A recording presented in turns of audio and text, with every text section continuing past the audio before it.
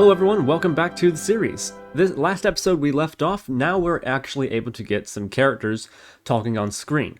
We did have them working, I guess, somewhat from dialogue files, even though they weren't referencing characters, they were just directly setting it to the screen. But now we actually have base character classes, and we're able to interact with them, customize them, and get them speaking on screen. So we just did text characters last episode, which means we don't actually have any graphical characters showing on screen. So that's going to be what we start working on in this episode, and for the however many parts this is going to be. Now, the characters that we have remaining are Sprite characters, Live 2D, and 3D models. And for your project, you're probably only going to use one of these types. I'm very well aware of that. But I'm making all four of them for the project here because I want to cover the ground that really anyone who's going to be watching this tutorial series will be interested in. There will be some people who use 3D models. There will be some people who just stick straight to sprites. And some of you really fancy people who have good art skills or the money to put on Fiverr, you'll be working with the Live 2D characters a lot. So I just want to make sure that everyone is able to use what they need to use for their project. And so for this episode, we're working on Sprite characters and Spritesheet characters. Now, as I said in the last video, Sprite and Spritesheet characters are one and the same. They'll just be getting their art a little bit differently because of the way that you have to split the asset. But if we're going to work with graphical characters now, then the first thing that we need is we need some art. So inside of the resources folder, and this will be available for download, I've got four characters here. We got a female student, which is just a single layer character. We can see by all her art, her expression, her body, everything's in a single image. So that's a single layer character. If we want to show anything about her, it's going to be one image at a time. We also have Stella. Now, Stella, since she's my character, I am not going to be providing her in resources. So just try to find a different one from the Spriter's resource or something, or use your own assets. Definitely use your own assets. But we can see Stella is a multi-layer character, because if we look at her body, then we have just her body missing her face, but then her face is separate. So these would be on two different layers. She's what we call a multi-layer character. They'll layer on top of each other, and we'll get the good-looking character. Then we also have these two, Generic and Raylene. They're both the same. They're both Spritesheet characters. Raylene, if we look at her, she is a character from a visual novel that is using a Spritesheet, also multi-layer. We can see because the body and the face. So then we have Generic, which is using a Spritesheet as well, but it's a single layer character because everything's in one asset. So with these four different types, we're going to go ahead and get started and make a way for us to add these characters onto our scene through the Sprite character class. So if we're going to make it where we can spawn these characters into the scene, obviously we're going to be running that from dialog files, and anything we're running from dialog files that's going to load without a variable reference, it's going to need to load it from resources, which means in our resources folder, in the main folder, we need to create a new folder specifically for our characters. So inside of characters, this is how it's going to work. Every character that's configured within our game, first of all, we know we have our character configuration file and we define their customizations there. The name is incredibly important. Make sure that you keep the same name for the same character, same spelling, obvious stuff, right? But what I'm trying to say is just make sure you don't have any typos. Because the same way that we load these configurations is how we're going to load resources as well. We're going to look inside the characters folder, and we're going to look for another folder by the name of that character, so it has to be spelled exactly right. And inside of that folder will dictate all of the assets available for each character. So, as I showed a second ago, we have this folder with all four of these characters. I'm just going to go ahead and drag them right in to the characters resource folder. And now I have four root folders for each one of these characters. Now, if we go into the student here, or actually any one of these, all we have are these images imported as textures. So what we want to do instead is import them as sprites. And if you started out in the 2D project for Unity, it's going to do that automatically for you. But me, not so much. So I would change her to Sprite and then hit apply. Keeping her on sprite mode of single is fine because she's a single layer character. She's not a sprite sheet or anything. And so then I have all the individual sprites for each of these images. If I come over to Stella, I'm going to do the same thing and set her to sprite as well. I'm going to leave her as single and I'm going to up her max size to 4096 because I want some good quality on her. The reason I chose 4096 is if we open up the properties of Stella, or go and find her in the Explorer, and then right-click, go to Properties, check out Details, I'm referencing the dimensions here. Her maximum size on the vertical is 3200 pixels, so I need to have a max size that meets or exceeds this value to get the maximum quality for the character, hence why I chose 4096. So then I'm going to move into Generic, and this one's going to be a little bit different. This one's going to be imported the same way, changing default to Sprite, but I just want to toggle this from single to multiple, so that way I can get each multiple sprite here. And I don't know what the size is for this one, so let's check it out. Properties, details. Okay, 2262 is the highest value, so I just need to make sure 2048 is fine. I'm going to leave it at that. That's close enough. And then hit apply. And you'll notice we don't get a sprite automatically like we did for these. We can tell because we have the expansion arrow, and that shows the sprite that was retrieved from the character. We don't have that here because we need to split this character. We can do that right from the sprite editor in Unity, but before we go and access that, we're going to need the 2D Sprite package from the package manager if it's not already installed. So let's go up to Window, let's open Package Manager, and let's go to the Unity registry and choose the 2D Sprite package for install. Once that's installed, we should have the tools we need to go ahead and split these characters. Indeed, if we go in here, we can now make our sprites. So if you were to drag anywhere inside this editor, what you're going to be doing is creating a sprite. And you can create as many of them as you want. But it's going to be hard to get that perfectly with human inaccuracy. And we can see that these are pretty evenly spaced, defined within these blue lines here. So we want to slice them automatically. Let's go up to Slice and change from Automatic to Grid by Cell Size so we can define the size for this. And I have written down actually the proper size that we need to be here, so I'm going to go ahead and type in for the pixel size and the width of each character. It's going to be 496 pixels, and for the height, it's going to be 746 pixels. The offset is going to be 5 on the X, 5 on the Y. That'll get us within the blue lines on this first sprite, but we need to get past this one, and so we need to set our padding, and that's going to be 7 by 7. And now we can see if we hit slice, then we get each individual character here. Each one sliced pretty good, but I don't need this one here, so I'm just going to delete that. And then when I'm happy with it, I will apply the settings. And now if we close out of that, we now have the expansion and we have the array of sprites for this image. Perfect. Let's go ahead and do the same thing for Raylene. I'm going to import her as a sprite, set her to multiple, and I'm going to change her size to 8192 because she's got a very tall image.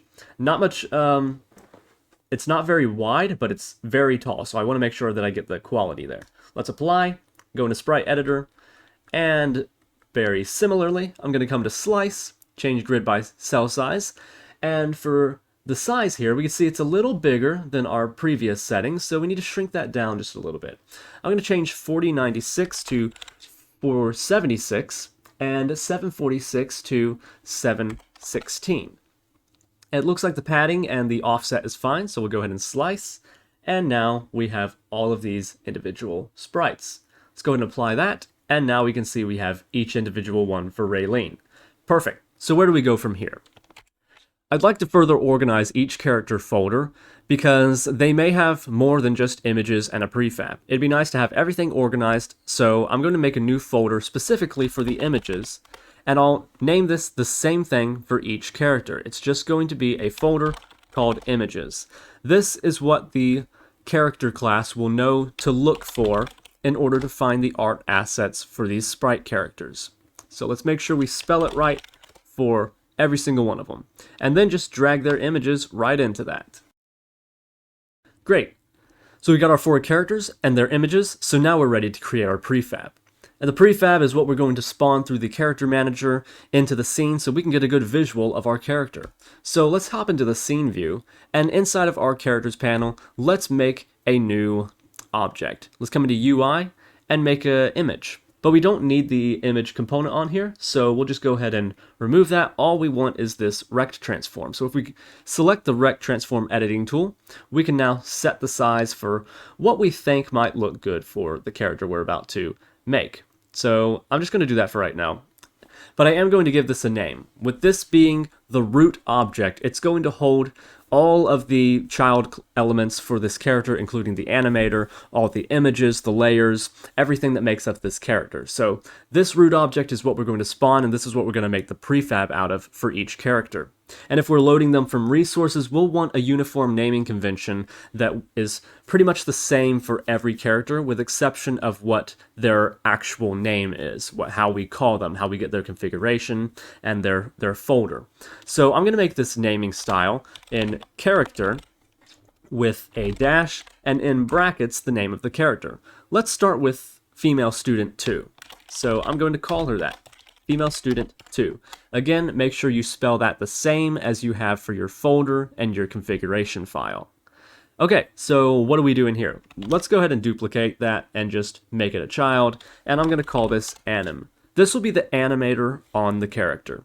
Just a basic animator that controls like some special shaking or hopping for their picture here. You can have a sub animator if you want much finer control, but this is going to be the root animator. And what I want to do is just make sure that it is scaled up to fit the root. So if we Control Shift Alt and select the max scale button here, then it will automatically adjust the size and the anchors to the parent. Okay, so that is that. Now let's go ahead and get our images so we can see what we're working with. I'm going to right-click UI and just add a new image. Again, I'm going to scale this all the way up. And now I'm going to come into female student and just select one of her images and put it on her image renderer. Okay, so that doesn't look quite right. We know we're going to need to change the scale. Let's first of all tick preserve aspect for the aspect ratio, and then just scale this to something that looks good for a default size for the character.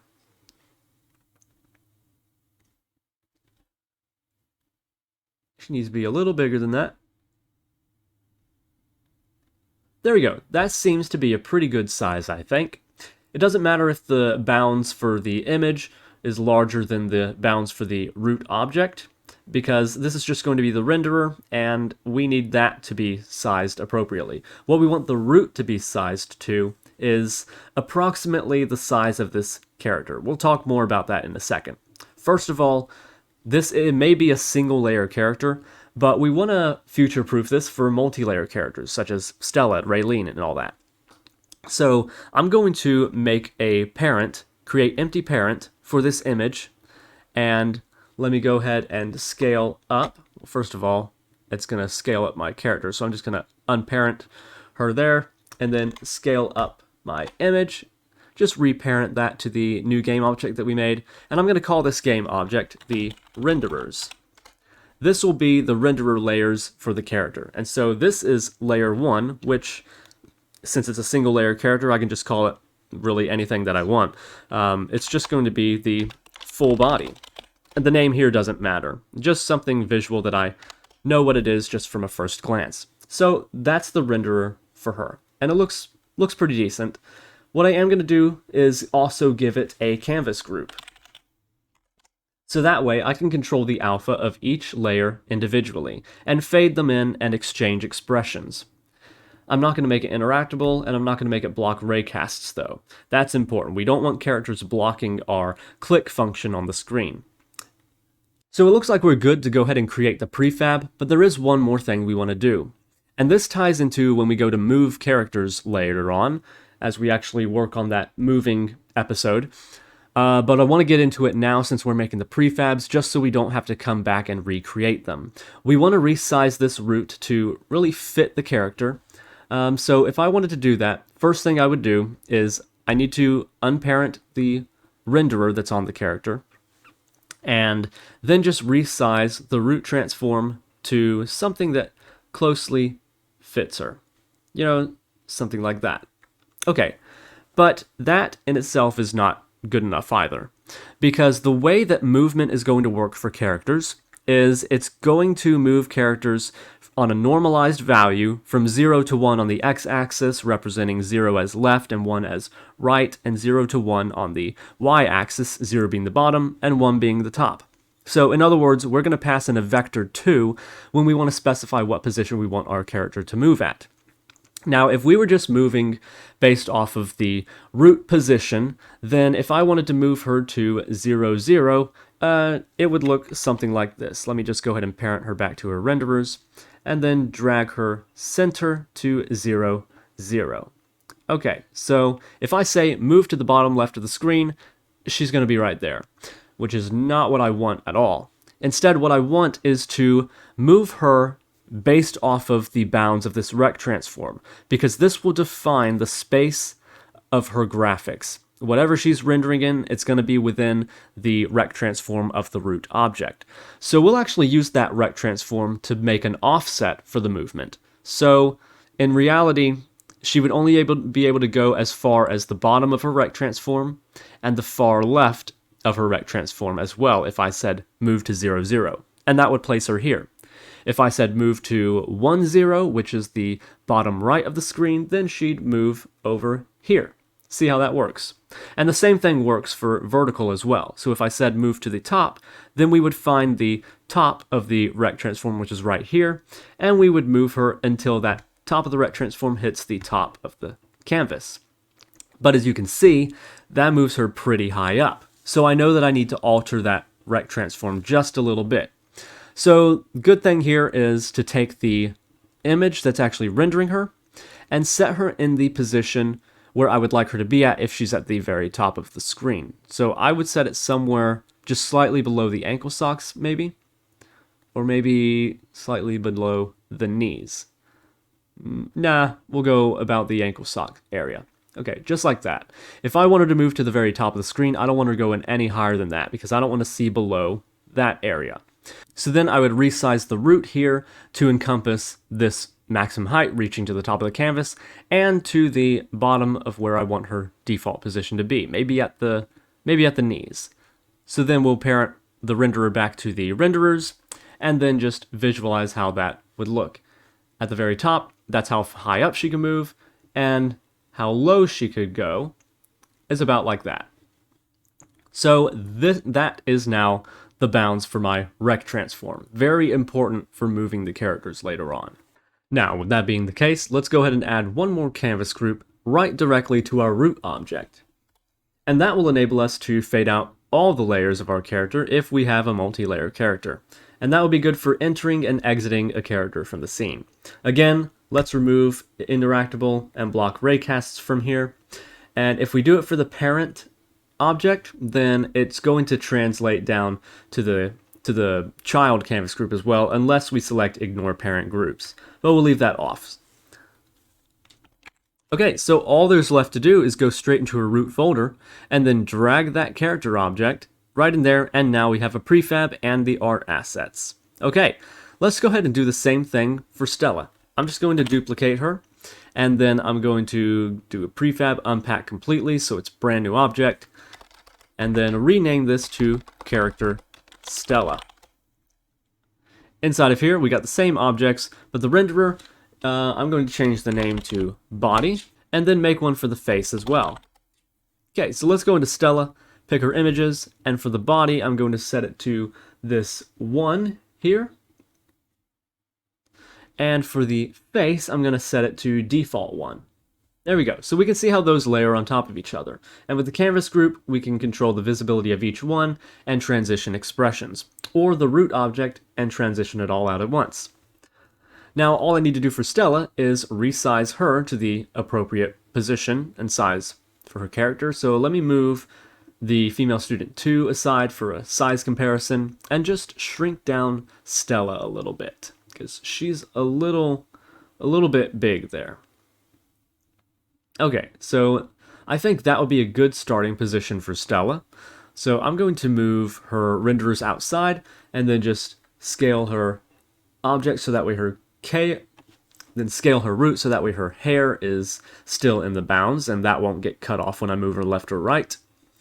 Okay, and I'm going to move her about there. So if I move the body and face to the renderers, then following the bounds of her rect transform, if I move her all the way to the top, then we are not seeing where her legs get cut off. I think I can give a little extra room there, so I'll shrink that down just a little bit. reparent those to the renderers, and then move that up a little bit more. So if I do that, then at her maximum height, I still can't see where her legs cut off. So that's great. That's all we need there, and I'll just move her back down to her default position. Oh, but there is one thing that I forgot to do for the female character, now that I think about it. So for Stella, before we save her prefab, let's go ahead and set the anchor points of her image. So I'm going to drag that to the top corner, and then drag this one to the bottom corner, and then if you just grab the corner of the root object and move it ever so slightly, you can snap it right to the place it's supposed to be at. We need these anchor points because they'll help define the appropriate scaled width and height for the character, so that way we can move them right. So now let's go ahead and drag Stella in, and she's good. And let me do the same thing for female student. But for some reason, if you try to drag and edit the anchors on a UI prefab, for some reason it does not work. I don't know if it's just me. I've tried every which way. I've tried going directly into the prefab. I've tried setting it from the scene and then overriding the anchors. But the only way I can seem to do that is by deleting the original prefab and then setting the anchors that I want. I'll just move her back to the center of the screen. Then setting the anchors, and then just creating a new prefab from it. I don't know if it's a glitch or if I'm being stupid, both of which are equally possible, but that's how we'll go ahead and take care of that. So now she's got her anchors, and Stella's good, so let's go ahead and move on from Stella to Raylene. So once again, prefab, unpack completely, and let's now make the character prefab for Raylene. Okay, and Raylene, let me go ahead and move Stella out of the way so for size comparison again. For Raylene, let's go to the body, get inside of her images, and select this one, and select the face to maybe that. Okay, there we go. Now she's a little bit bigger than Raylene, I mean Stella, so I'm going to scale her down a bit. Maybe a little bit bigger than that. Okay, yeah, they're about even there. All right, cool. So then I'll move her to the center of the screen, just about. Move her outside of that, and then I'll move her to the appropriate position where she should be if I move her to the top of the screen, right there, just so I don't show those legs. And now I'll go ahead and rescale her root object to go to the top of the screen, and then set the bottom to where I want her default starting position to be, which would be about here. Okay, so she's not going to have much movement room, but that's fine. I will increase the right size so that way her hair doesn't go out of screen, and the left so her cape doesn't go out either. And then let me go ahead and reparent these back to the renderers and move her back down. Looks good. And now I'll go ahead and set the anchors.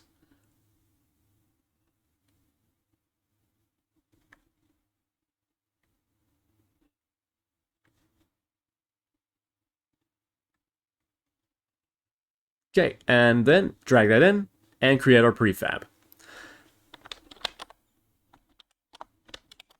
All right, one more. Let's go ahead and create the generic character now.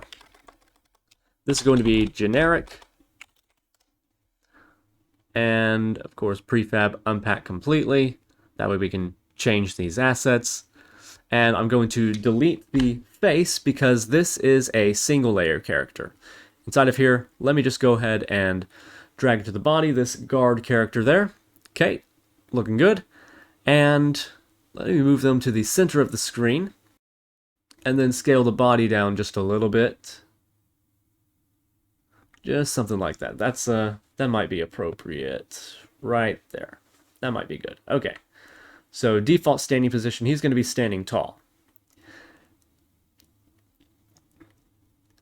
And as high up as I want him to go, I will set him right there. That's as high up as he can possibly go. Now let me go ahead and scale his root object. Scale it over the axe, and then scale it over the arm, and then move the bottom to where his default position should be, right there below the fist. Okay, parent body back to the renderers, and move him down to there, center of the screen. There's his default starting position. Perfect and looking good. Now, lastly, drag the anchors, make sure it snaps to the scale, and apply to the generic prefab. And there we go. We have the prefab for all 4 of our sprite characters. So that's how we create our prefabs. Now that we've got our 4 prefabs for our single layer, multi-layer, single layer sprite sheet, and multi-layer sprite sheet, we are ready to proceed on with the next tutorials. So the next one we're going to do is we're going to see how we can make these characters enter the scene and exit the scene. So when you're ready, go ahead and join me there, and let's get started.